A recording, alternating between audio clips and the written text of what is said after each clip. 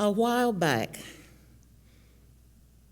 I had the opportunity to stroll through a museum whose sole purpose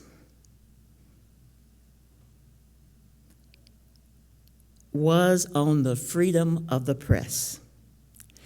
It was playfully called Newsum. They had exhibits on just about every press-related story you could imagine, on every leap forward and every boundary crossed. But among the displays, there is one that I will never forget. After a long day of walking, I rounded a corner to find myself amid an installment of Pulitzer Prize photographs. It was this dimly lit, round gallery, inviting its guests to walk through a timeline prize, winning photographs, starting in 1942 and ending in the present. A large, embossed quote from Eddie Adams, who was a photographer, decorated the entrance wall. And it read, "If we make you laugh," he wrote, "if we make you cry, if it rips out your heart, that is a good picture." Now, everyone who has ever been to a museum, especially a large one, know that there are some sections of the museum you just have to walk through at a brisk pace, skimming the surface and pausing every now and then. But this exhibit was different. This exhibit demanded that I stop and be still in reverence, to pay a kind of homage to the vast spectrum of human joy and suffering. In some photographs, I saw scenes that radiate with hope and heroism. One featured a large 18-foot wheeler flying off a bridge, while ordinary men and women gathered around to pull the desperate driver to safety.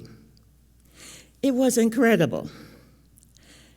There were one that showed lovers jumping into one another's arms after what must have been ages apart. There were Olympians ablaze with glory after performing feats previously considered superhuman. But each of these photographs had an opposite, the reverse side of those same coins. I was not prepared to see Vietnamese children naked and stumbling from their village, screaming from the napalm burns on their skin. I wasn't prepared to see Albanian parents desperately passing a frightened child the same age as my son through a barbed wire fence, trying to flee from a war in Kosovo. I wasn't prepared to see the fear on the faces of men and women with guns to their heads and photographs snapped in the moments just before their lives ended. As I walked on, my senses of hope and optimism proved far more fragile than I have ever thought they would be. They shattered into pieces around me, cutting my feet as I walk. Hope, optimism, hope, optimism. But for all of the photographs I saw that day, there is one that slips unbidden into my thoughts most often. It was a piece called "The Struggling Girl." Even though the child in the photograph was a boy, a young Sudanese boy, no older than 3 or 4. Hunger had eaten him to nothing. He had collapsed onto the ground. He was helpless and alone,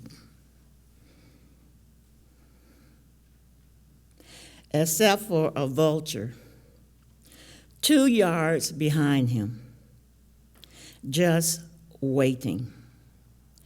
After the photograph was published in the New York Times in 1993, the photographer, a man named Kevin Carter, was criticized for not reaching out and helping this child, for not picking him up and taking him to find food, for not letting him know for a moment that he wasn't alone. But Carter would admit that he was under strict instructions not to touch the children for fear of disease. Carter became so overwhelmed by the trauma of the experience, the hopelessness of the famine and war he had witnessed, that 4 months after receiving the Pulitzer Prize for that photograph, he took his own life.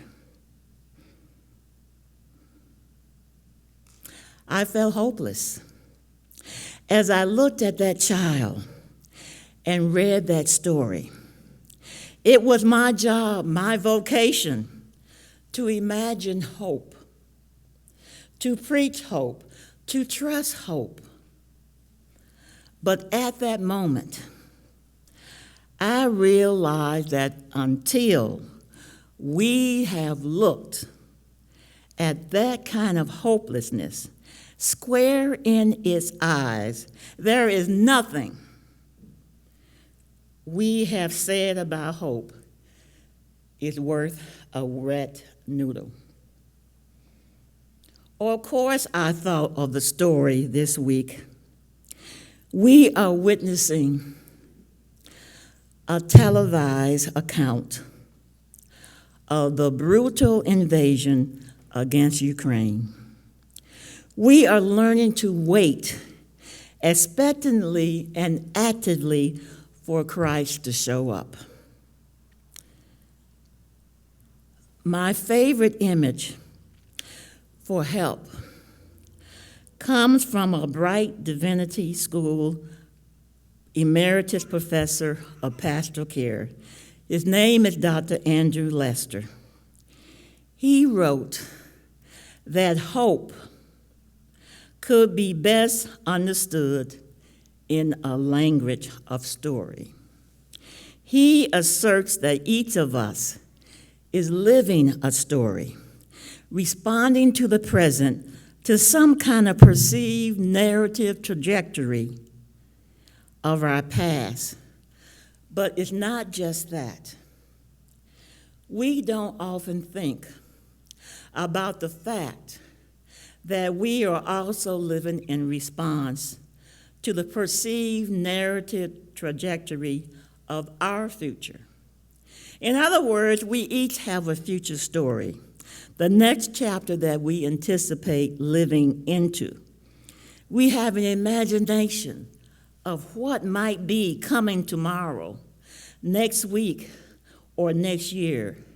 And when this imagined story is good, then we feel hope. When it is bad, we feel despair. Of course, as with any story we tell, there is always the question of whether it is true. Are we really living in the story we thought we were living?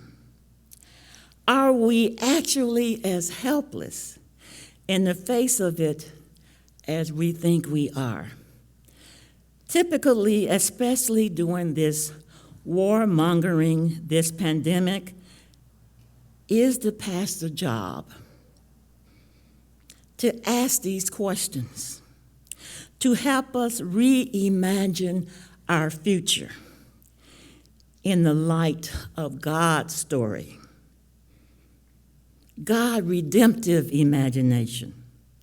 We draw pictures of the kind of future God imagines and say, in the words of one of my friends, I know it's dark right now, but just believe somehow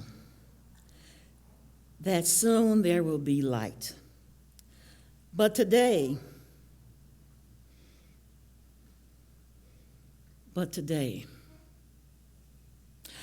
I want to ask a different kind of question. In some ways, a question we are more primed to answer this year than ever before in our lifetime.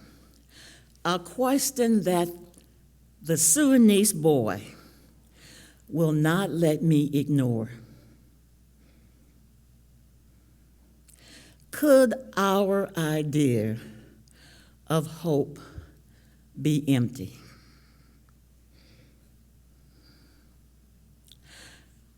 People has often said about me, I'm one of those pause and think preachers.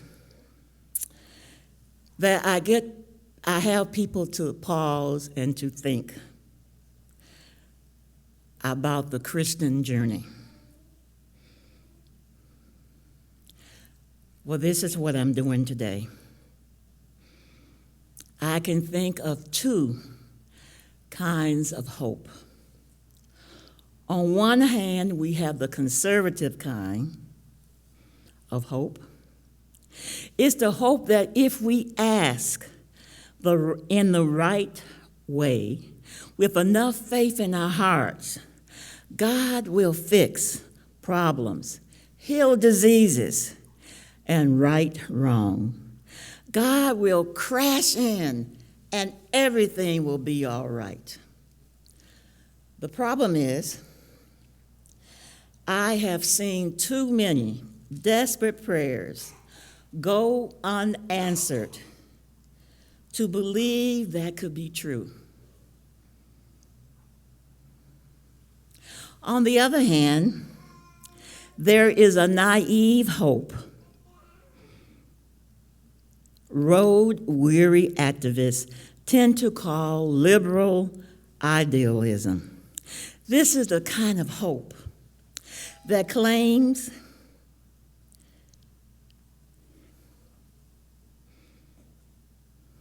if we just love one another, if we are just kind, if we go vote, etc., then things will be better and everything will be all right. The problem here is I have seen too many liberals, myself included, too paralyzed by the comforts of the system, too segregated from those they claim to serve, to make any kind of discernible difference. Sure, both of these kinds of hope have merit. There is wisdom to recognizing what is beyond your control, and there is wisdom in recognizing the power of love and kindness to bring out the best of people. Both are important. But when it comes to the full depth of human suffering, in the end, both are insufficient. For me, both shattered in the face of pain I saw that day in the museum. Both were exposed to different kinds of escapism, a vain hope everything will be okay, maintained by a buffer of privilege. The truth is, many, far too many, who live and die in poverty and pain with no hope to speak of. For many of us, this year has shown us just how fragile that kind of hope can be. So this year, we must ask, could our idea of hope be empty? Maybe, probably. But here's the thing. These cheap hopes do not discount the existence of true hope any more than cheap romance novels discount the existence of true love. The truth is, real hope, just like real love, has a higher cost. For that kind of hope, we need to turn to the Christ story. If we were awarding Pulitzers for photography in the first century, and a photographer had managed to snap a picture of Christ as a child, what do you think they would have captured? The iconographers would have us believe that we would have seen a serene child, a regal child sitting on the lap of his straight-faced, hollowed mother. But honestly, I think we should be suspicious. Is this the image of a child born so poor? His birth took place in a stable alongside the livestock. Is this the image of a child born into a nation shadowed by an imperial superpower, crucifying any who dared to speak a word of resistance? With respect to the iconographers, I think Christ would have looked far more like these children from Vietnam or Sudan. Children born into poverty, pain, and hopelessness. And yet, the Christ story is somehow a story of unparalleled hope. The Christ story is not one of resignation or depression, but one of a man's holding leopards in his arms, preaching relentless liberation and marching boldly towards a Roman cross, holding his executioners in his heart. How? Andrew Lester says that when we look into our imagined future stories and see only pain, that we are paralyzed by fear, by despair. But in the Christ story, I think we see that this isn't the whole picture. In the Christ story, we see that when we are hopeless, when we have the courage to look despair in the eye, the courage not to look away, then we discover we have not a limitation, but a superpower: desperation.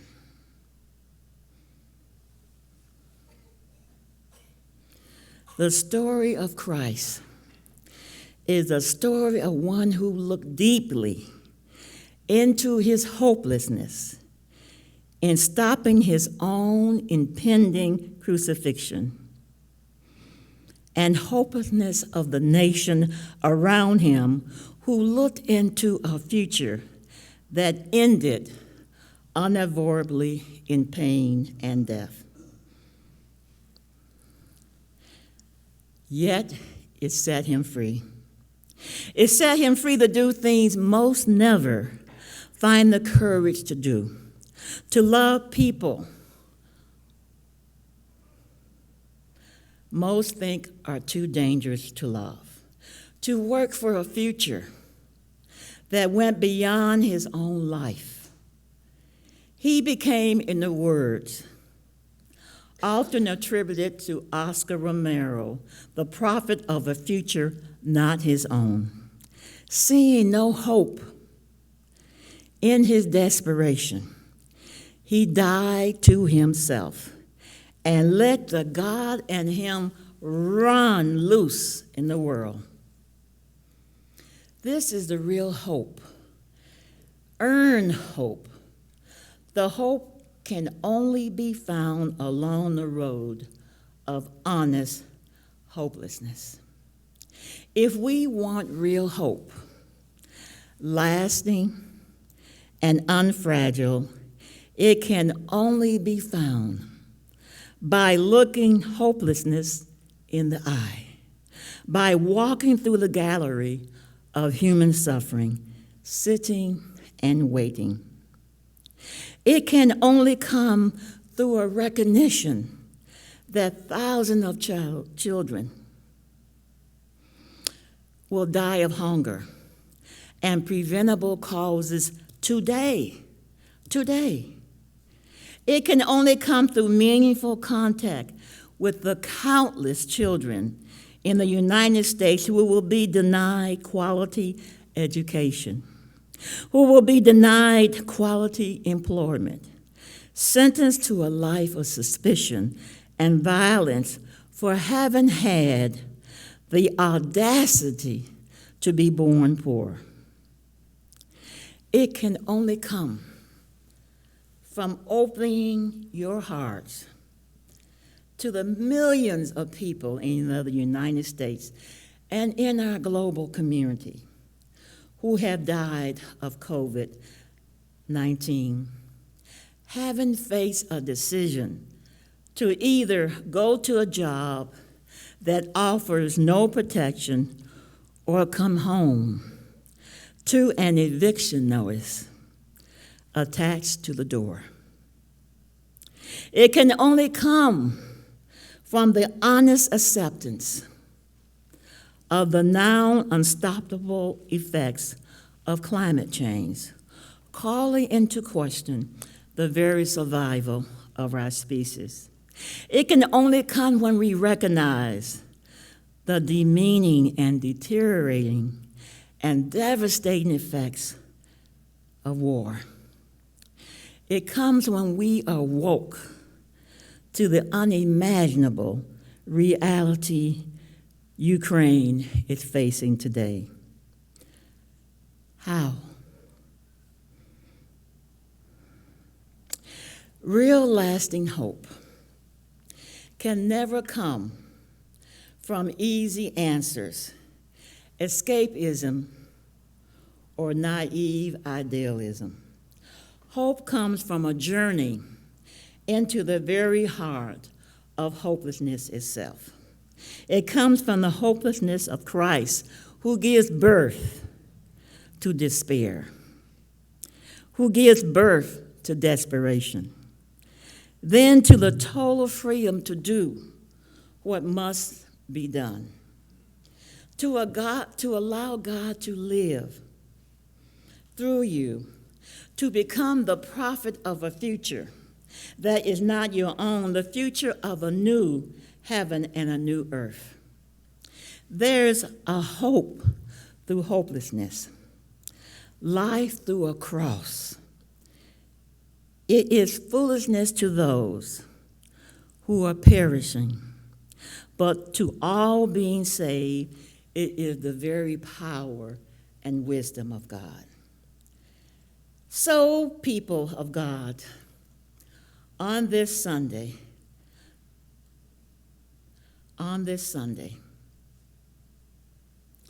as you celebrate your pastor being here with you, as you and the people journey through the uncertainty of current events, waiting for the light, may we be consistently dissatisfied with empty hope, with any hope that is fragile or threatened by suffering.